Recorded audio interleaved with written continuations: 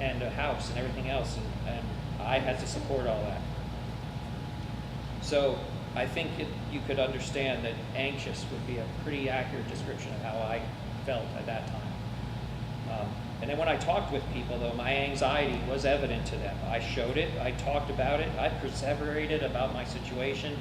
If I had really been in a Christian church then and behaved the way I was behaving, I would not have been making Christianity look too good. Thankfully, I kept my job. And really, when I found out what was going on later, I really didn't have anything to worry about. Things were fine. The people that they let go were not the people like me. And so I really didn't have anything to worry about. But I had suffered for months with those anxious feelings. I didn't need to. So now let's fast forward to just 2 years ago. PPL did their massive reorg where they split into the two companies. All of us had to apply for our jobs again.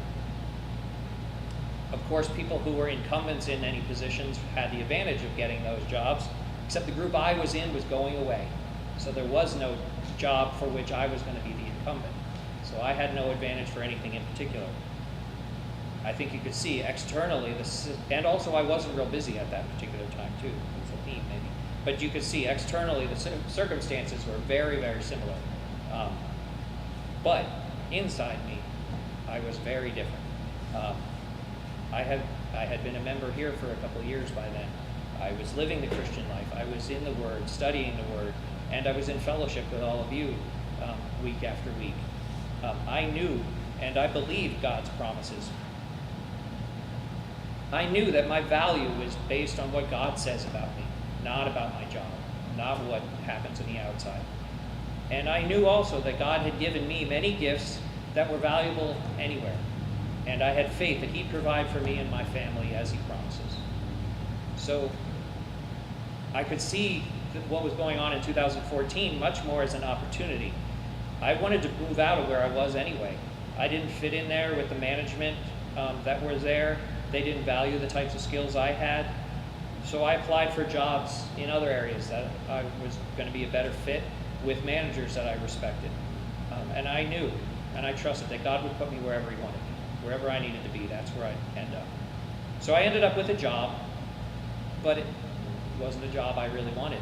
It wasn't one of the ones I applied for. I ended up kind of still in the same section that I'd wanted to get out of. I was still there anyway. I was working for a better manager, a very strong Christian man, who I had actually talked to a year earlier about trying to move into his group. Things had changed, and so I still had sort of a same job, but with a different manager, and that made a big difference. It turns out the experience I had for the years before in the group that I didn't really like being in was really valuable to him because of the changes that were going on. The fact that I knew a lot of things were really valuable to him, and he could use that. So even though I wasn't really where I wanted to be, though, I could be grateful because, yeah, my job wasn't great, but I still had it, and I could still support my family. I was bored in my job, but I could still support who I needed to. I didn't have anxiety at that time anymore. I prayed about it a lot. I was grateful. I was thankful.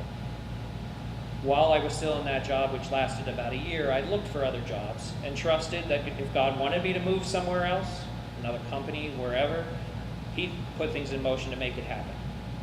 On the plus side, though, my boring job that I had was extremely flexible. I could make my schedule as I needed to, which was extremely valuable at that time because Tracy was just finishing up her massage therapy school and starting her massage practice. And so things were kind of changed a lot really quickly. And the fact that I could come home when I needed to, if the kids needed to be home and Tracy couldn't, I could be very flexible that way. So that turned out to be really, really valuable, that I was able to be more involved with my family even though I was sitting around, kind of bored at work. Also, I was in fellowship regularly every week with other Christians, and one thing that was critical to me at that time while I was looking at these other jobs and not feeling great about my own job, reminded me, God provided me a job to do what a job needs to do, which was put a roof over my head, put food on the table. It isn't there to give me my identity. After a year, things changed again, and that boring job was being phased out. So every job I had seemed, oh, we're not going to do that anymore. But I saw some anxiety, saw a lot of anxiety in my coworkers, my little group, where, oh my gosh, what are we going to do? That position's going away. That's what I do. Where am I going to work? I, on the other hand, I wasn't worried. I knew, again, God provided, He would continue to. And I could see this as a blessing and an opportunity again. Again, I didn't love this job anyway, so go ahead, let's go. But remember that strong Christian boss I said I had? He'd been paying attention, and he knew after a year he saw what I was good at, where I was going to be even more valuable for what he needed. And he put me in another spot. And if I could name the top 3 things I like to do at work, when I met with him, he said, okay, we're going to have you do this one, and then on top of that, we're going to have you do this, and we're going to have you do this. Like, I feel like somebody actually knows what to do with me, and I couldn't have picked it better myself. So what a blessing it turned out. So I realize not everyone's story ends like that, and I realize mine isn't over yet, many more years of working. But the point is my difference in my outlook between those 2 sets of circumstances. They're very similar circumstances. The second time around, I knew not to be anxious, and I knew what I was supposed to do instead. I could have lost my job. If I lost my job, I could lose my house. My kids would have to stop all their activities. We'd have, what would we eat? What would we do? There was so much uncertainty at the time. And the world would say being worried and terrified during those circumstances was the right way to respond. That it was the way I had in 2008. They would say there's nothing wrong with the way. The world would say there's nothing wrong with the way I reacted back then. But the second time around, I had the peace of God that He promises that surpassed human understanding. It kept my head clearer, and it let me keep my eyes open for what God was doing in my life and in my family's lives, and I could look forward to the adventure. So, what do we do with all of this? So, a podcast I listened to a lot of podcasts. One was on frame of reference and perspective. A woman in there who had grown up, she's the daughter of a Holocaust survivor.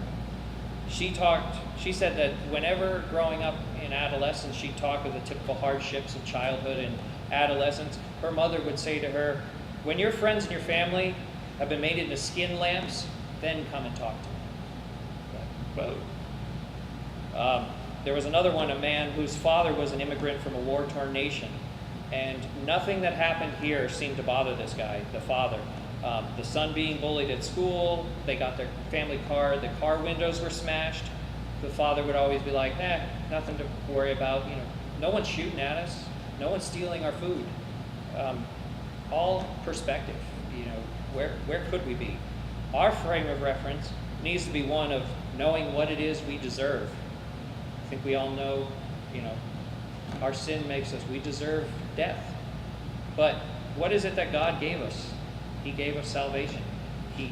And did He give it to us because we earned it? Did He give it to us? We didn't do anything. He gave us, we know what we deserve, and we know what God gave us through no effort of our own, but through the effort of His Son. So we need to keep that kind of perspective. So what else do we do? Paul said it a number of times. We need to rejoice in the Lord. He's near. So thinking about rejoicing and thinking about Him being near, how do we feel when somebody special is near us, who's just simply nearby? Somebody maybe when we were younger, somebody you had a crush on, maybe a celebrity, a baby, maybe your favorite aunt or uncle, maybe your favorite niece is nearby. How do we feel? We get excited. We feel joy. Well, the Creator of the universe is within us. He's not just near, He's inside. All the time. And He's not just near us. He wants a relationship with you. With you. Every single one of you. Not just humanity in general, but He wants to hear from you. He wants what only you have. So, God wants you. God wants me. That's proof that I'm valuable. God wants me. That's proof that I'm valuable. I'm special. So that's cause to rejoice. And I get to brag about it. No, I don't get to brag about it. I deserve something else. I know I deserve something else. I don't deserve what God's given me. I didn't do anything to earn this, and that has to keep me humble. Just like everyone else, I've fallen short. I have no reason to boast about anything I've done. However, I can boast about what God's able to do. God wants, and He can have this exact same relationship with every single person who has ever existed. My grandmother was a worrier, big time. And one thing, she only had one child, my mother. And she told my mother, who had 4, she didn't think that you could love 4 children as much as she loved one. It wasn't impossible. And just didn't see how you could do that. Fortunately for me, being the last of those 4, love isn't like a pie, isn't like a finite pie, that if I give somebody a bigger piece, that I have to give somebody else a smaller one. God is not finite. He can make more pies. He's got all the time, all the energy, all the attention, all. So we know he can do it. So now we're rejoicing. Now that we're rejoicing, what else does Paul say we should do? He says we have to show it to everybody else. One reason we do is God wants to have relationships with each of them too. They're valuable and special too. Every single one of them. So he tells us we are to show our gentle spirit. The ESV translation calls it reasonableness. King James says moderation. The New Living Translation says consideration. The Holman Christian Standard says graciousness. All different ways of saying a gentle spirit.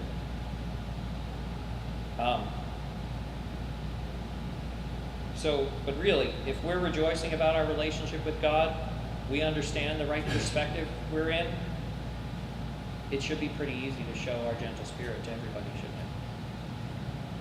Part of that involves understanding the magnitude of the difference between God and ourselves. It's important to know, there's God, there's me.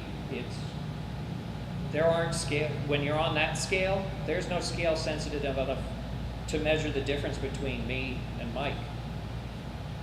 It's irrelevant. It's infinitesimal. There's nothing. I can't measure that when you go on the scale of me and God.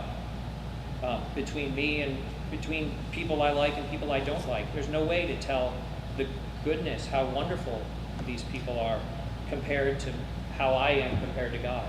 It's just foolish to try. Point is, God wants everyone. And remember, every one of us who is saved, at one time, we were another. We weren't. So regarding what you show to others, we can pull in some what Jesus said himself. Looking in at Matthew chapter 6, verse 22, he says, "The eye is the lamp